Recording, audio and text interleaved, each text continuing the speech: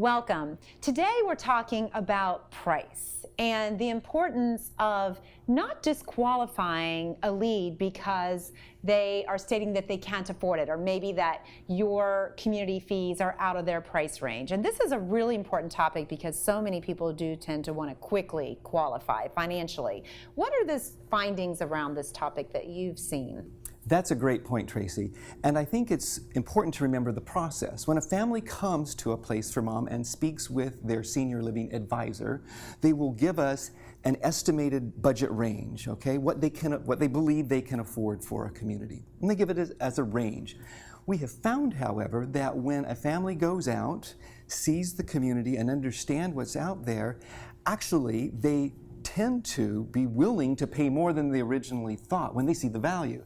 In assisted living communities, we have found that 51% of the time the families end up paying more than the midpoint of their originally indicated budget range. And on average, that increase is $990.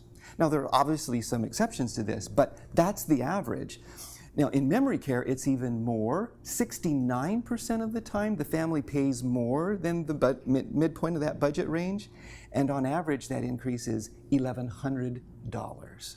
That is amazing. And I think really stresses the importance for marketing directors to not just go straight to price, but really to focus on finding needs, building value before even discussing price. And then when you get that range, not discounting people, because they really are, once they see that value, willing to pay more. Right. What are your thoughts? Well, most people have no idea when they start looking for a senior community how much it even costs. In fact, they have no idea how many financial options there really are out there for them, such as like their home, selling their home, or the Veterans Aid and Attendant Program, or even long-term care insurance policy. They're all available for them to use.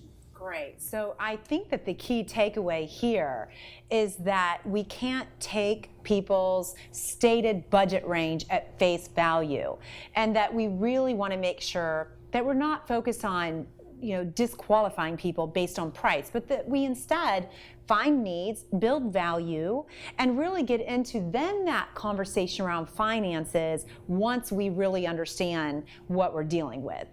Very important lesson here. Thank you so much for joining us today.